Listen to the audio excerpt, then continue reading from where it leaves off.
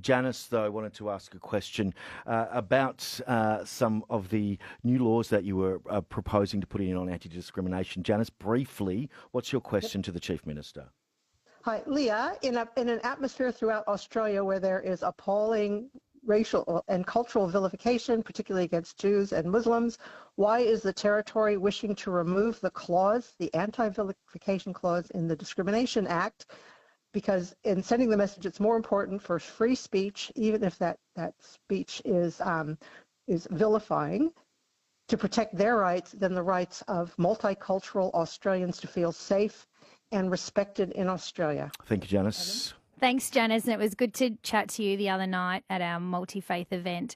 I think there's been some misunderstanding about this, and that's unfortunate. And this is not about vilification. A couple of years ago, Labor passed widespread changes to the Anti-Discrimination Act, largely of which we're keeping all of them. There are two we are changing. One is around protections for religious schools to employ religious teachers of the same faith. And the other is just to remove the word offensive as a ground for discrimination.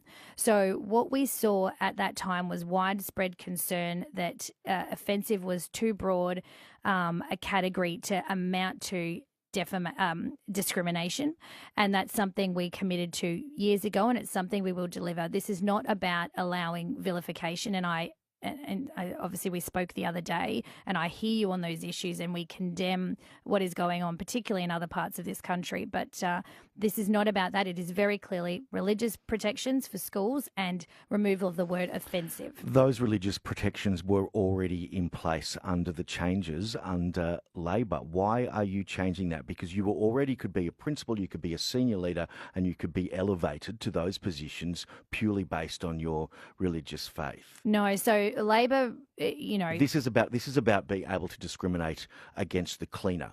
It's about discriminating against smaller people. It's about It's predominantly about teachers. So, for example, if you are pick any school, an Anglican school, a Lutheran school, a Catholic school, a Greek school. If you have two candidates of equal, they're both fantastic teachers. They've both been teachers for 10 years, whatever. If one of them is your faith and one of them isn't, or even worse, one of them is against your faith, then the school has the opportunity to pick the person that shares the faith without that being a discriminatory selection. Well, I asked the Catholic bishop about this last week. What evidence do you have that occurred during that 2 or 3 years that legislation was in place? Can you give me some examples? Well, no, I don't have examples, but what we know at the time is that thousands of people were hugely concerned about this. We had rallies at Parliament House, we had protests and marches, and we stood with those people concerned because Labor could not articulate what problem they were trying to fix.